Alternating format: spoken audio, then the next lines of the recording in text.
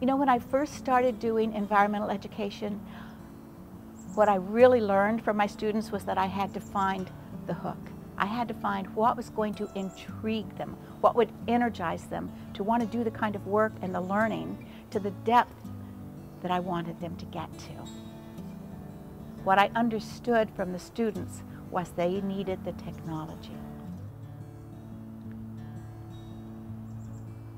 Our teenage television show is called The Green Screen, and our teenage crew is from 13 to 19 years old, and we've been documenting the work that's happening on the Richmond Greenway, which is a long linear parkway, the old rails to trails, the old railroad track that's been converted into a parkway through the city of Richmond.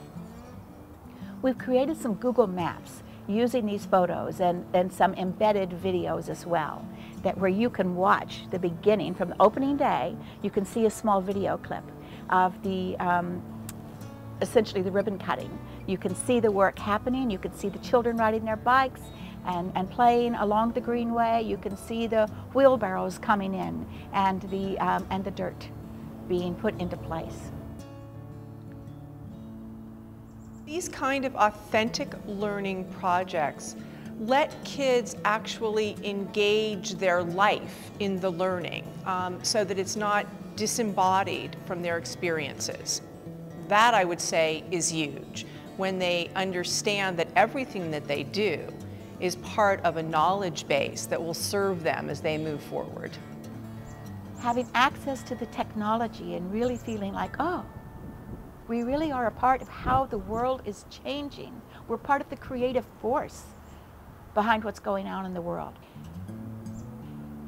It's about community. The Green Team is out in the community. It's about environment and sustainability. MLI comes in and they bring in mobile learning, which is fabulous. So it means that all that you're doing, you can document because you have the devices and you have the training around that. And then KQED comes in as a community media partner. So we're able to help with distribution, we're able to help with training, we're able to look forward to what these kids can be doing as media makers and engaged, informed citizens in the future, which is really a KQED mission. And I'm sure it's also the mission for MLI and for the Green Team. You know, it's always easy to come up with the questions and to be curious and say, oh, this is what I want to know and this is what I want to do, and to get the idea this is a wonderful project we could do.